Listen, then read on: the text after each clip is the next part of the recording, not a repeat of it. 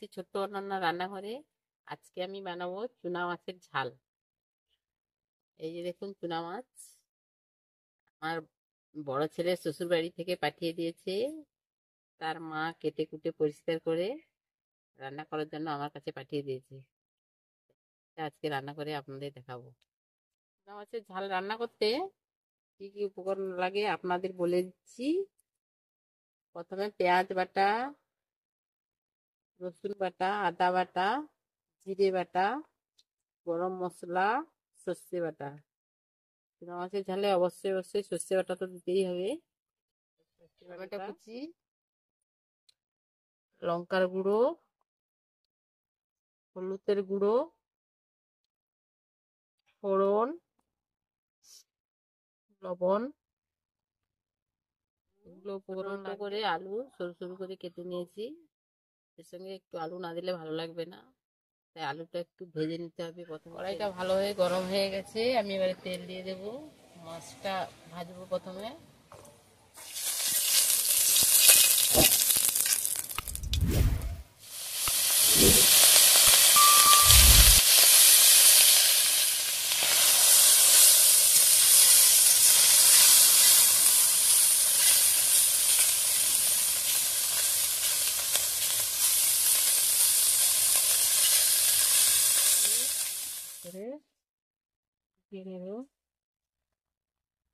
নেড়ে দেবো। মাছটা সুন্দর হয়ে লাল হয়ে এসছে, খুব সুন্দর লাল হয়েছে।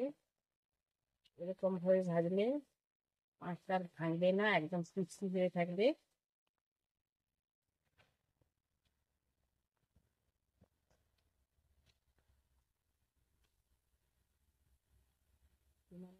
মাছের ভেজেটা দিয়ে চুনা মাছটা ভাজতে হবে।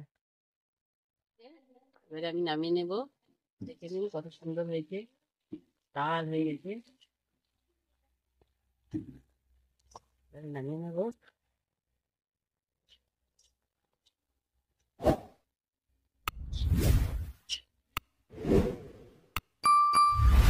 তাও মাছ ভাঙেনি, দেখে নিন আপনারা কত সুন্দর করে। আমি আলুটা ভেজে নেব।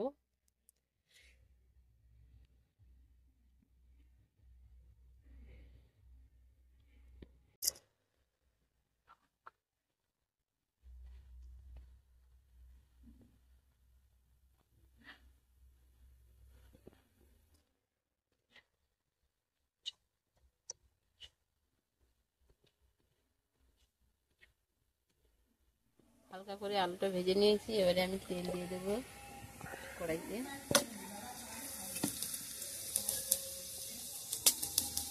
এবারে ফোড়ন দেবো।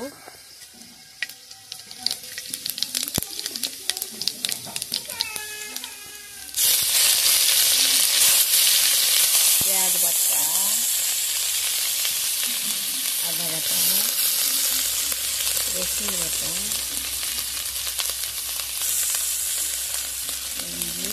জিরে বাটা দিলেও চলবে, না দিলেও চলবে। সর্ষেটা পরে দেবো।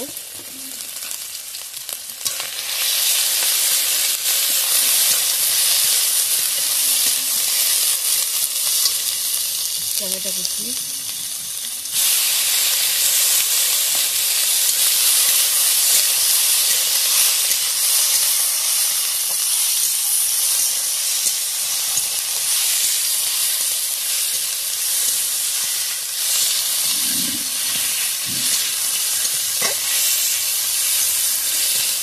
ভেজে নিতে হবে। মশলাটাকে এরকম ভালোভাবে কষিয়ে নিতে হবে। হলুদ গুঁড়োও দিয়ে দিয়েছি, এবার ভালো করে নাড়িয়ে নেব। মশলা কষানো হয়ে গেছে, এবার আমি মাছটা দিয়ে দেবো।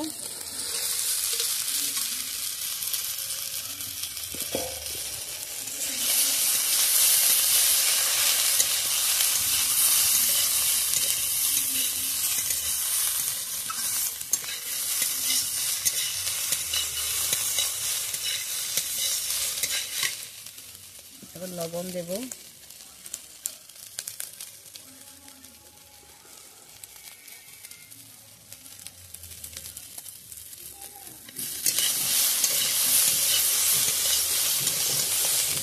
জলটা দিয়ে দেবো।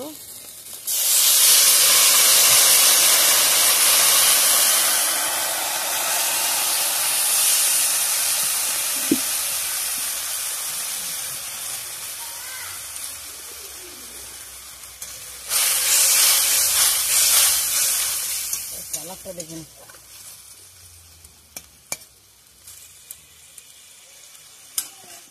এবারে গরম মশলাটা দিয়ে দেবো, সর্ষে বাটা দিয়ে দেবো, ঝোলটা হয়ে যাচ্ছে তার জন্য লাস্টের দিকে একটু সর্ষে বাটাটা দিলাম।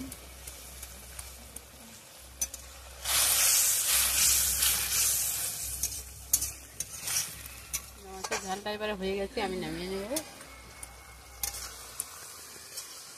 কত সুন্দর হয়ে গেছে দেখো, সুন্দর গন্ধ বেরোচ্ছে।